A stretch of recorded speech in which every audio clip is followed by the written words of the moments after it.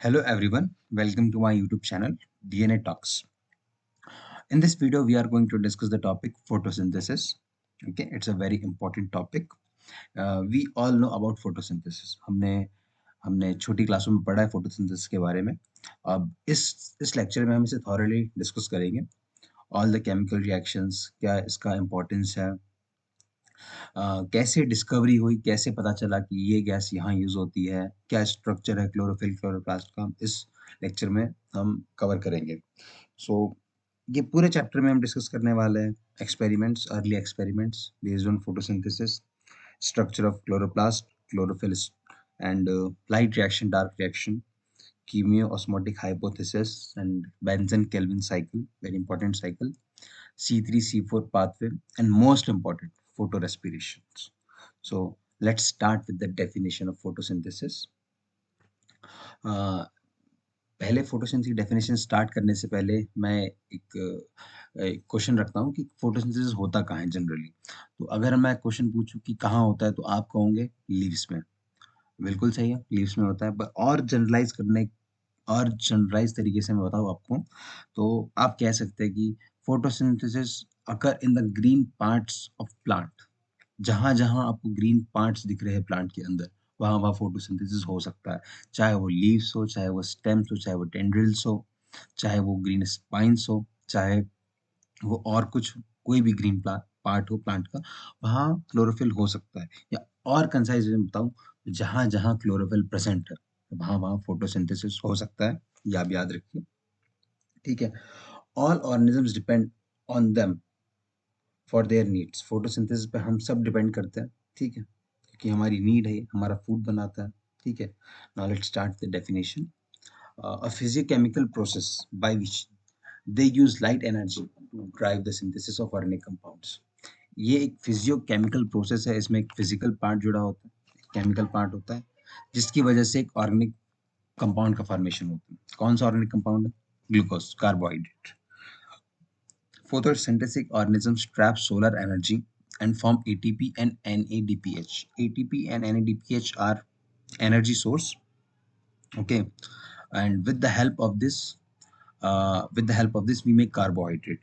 Okay, uh, ATP और NADPH की मदद से हम कार्बोहाइड्रेट बनाएंगे. और ये कार्बोहाइड्रेट कैसे बनेगा?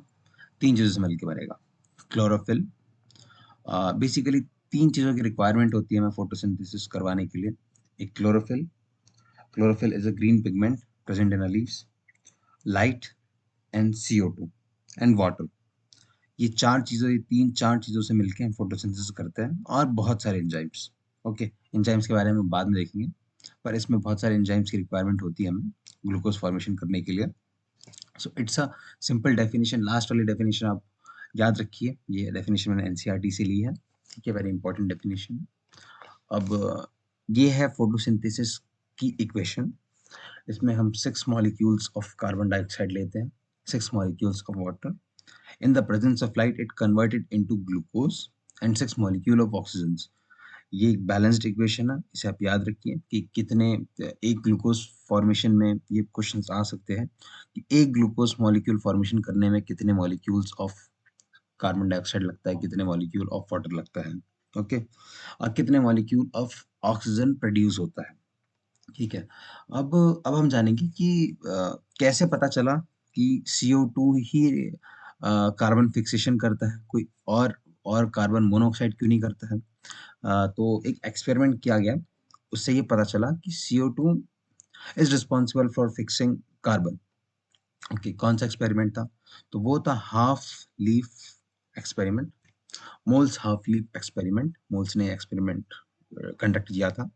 इस एक्सपेरिमेंट में हम क्या करते हैं?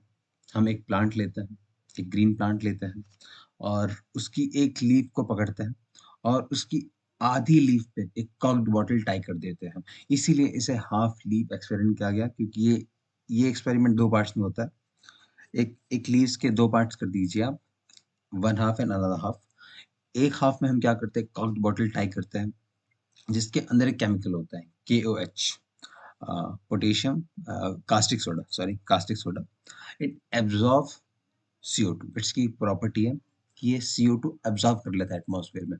तो जो भी इस बॉटल के अंदर CO2 प्रेजेंट था वो KOH ने एब्जॉर्ब कर लिया। अब हम क्या करते हैं कि another part of leaf is expose to air. जो दूसरा पार्ट है इसे हम खुले में रखते हैं, ओपन एरिया में, और इस प्लांट को कुछ देर के लिए धूप में रख देते हैं, सनलाइट के प्रेजेंस में रख देते हैं। फिर जब कुछ टाइम बाद हम इसका स्टार्च का टेस्ट करते हैं तो हम देखेंगे कि जो पोर्शन KOH में था, जो पोर्शन बॉटल में था, उसके अंदर कोई स्टार्च नहीं मिलता है, और जो पोर्शन एक्सपोज टू एयर था उसके अंदर स्टार्च मिलता है। स्टार्च का टेस्ट हम जनरली आयोडीन से करते हैं। आयोडीन की कुछ ड्रॉप्स डालने के बाद अगर ब्लू ब्लैक कलर फॉर्मेशन हो रहा है तो समझ लीजिए वहाँ स्टार्च का फॉर्मेशन हुआ है। और स्टार्च का फॉर्मेशन क्या इंडिकेट करता है? वो इंडिकेट करता है कि वहाँ फोटोसिंथेसिस हुआ है, इसलिए वहाँ स्टार्च है। तो हमने ये जनरलाइज किया कि जब हमने इसे इस बॉटल में रखा, जब CO2 नहीं थी, जब CO2 नहीं थी तो फोटोसिंथेसिस नहीं हुआ। सो इससे ये इंटरप्रिटेशन किया, इस एक्सपेरिमेंट ने ये कंक्लूजन दिया कि CO2 is important for photosynthesis. Okay, तो ये एक्सपेरिमेंट से हमें पता चल गया कि जो कार्बन फिक्सेशन है, जो ग्लूकोज का जो कार्बन है वो कहाँ से आता है, तो वो CO2 से आता है। ओके, अब हम देखते हैं इम्पोर्टेंस ऑफ फोटोसिंथेसिस।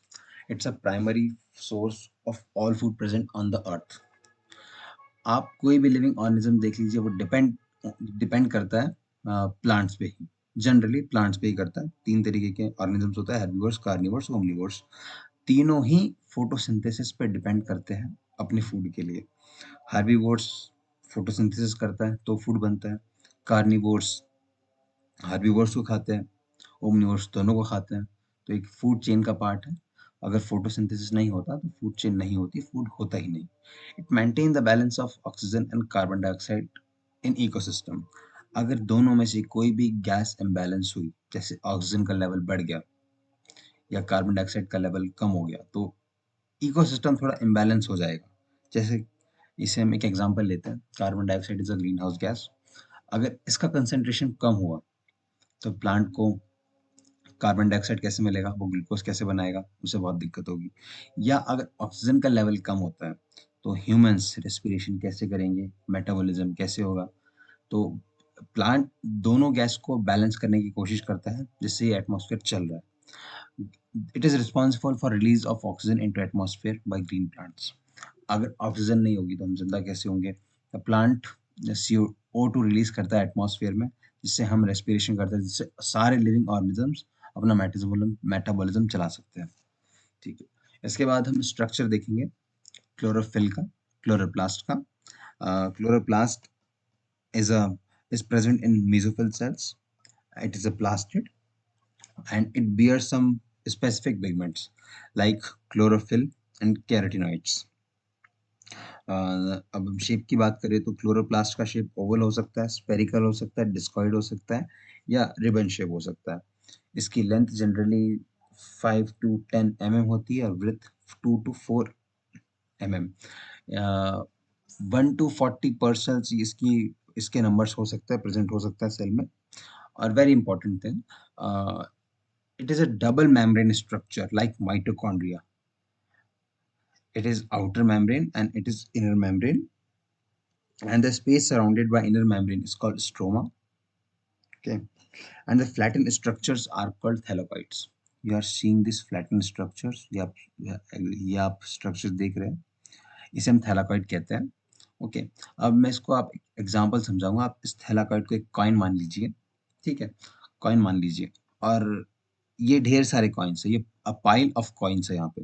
इसे अरेंज कर दिया, एक कॉइन है तो इसे हम थैलाकॉइड कहेंगे, अगर नंबर ऑफ कॉइन्स है तो इसे हम ग्राना कहेंगे। इसका सिंगुलर फॉर्म को ग्रैनम कहते हैं। Okay, so it is a granum, और single coin is thylakoid. Thylakoids are arranged like a pile of coins called grana, and there is a stroma lamella. It connect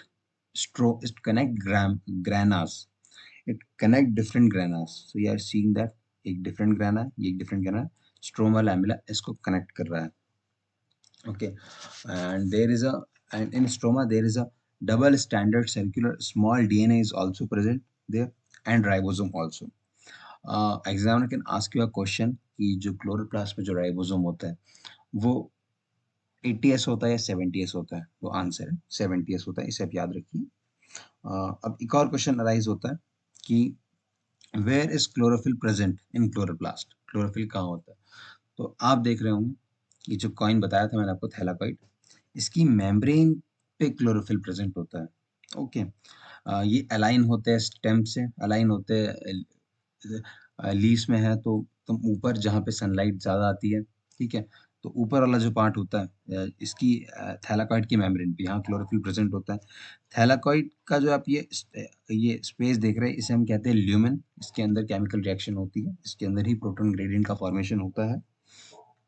okay, और इसके अंदर एक starch granules, lipid droplets, ये labelling के लिए आपको diagram आ सकता है, ठीक है। और 70 ये सबको मैंने बता दिया है, इसके अंदर डीएनए प्रेजेंट होता है। It's a double membrane structure like mitochondria, grana, stroma lamella. It connect different granas, and there are also there is a part called appraised part, non-appraised part. We'll discuss it later. Uh, and chlorophyll यहाँ present होता है इसकी membrane पे, thylakoid की membrane पे। ये हुआ chloroplast का स्ट्रक्चर। अब हम देखेंगे कुछ लाइट और डार्क रिएक्शन की डेफिनेशन देखेंगे।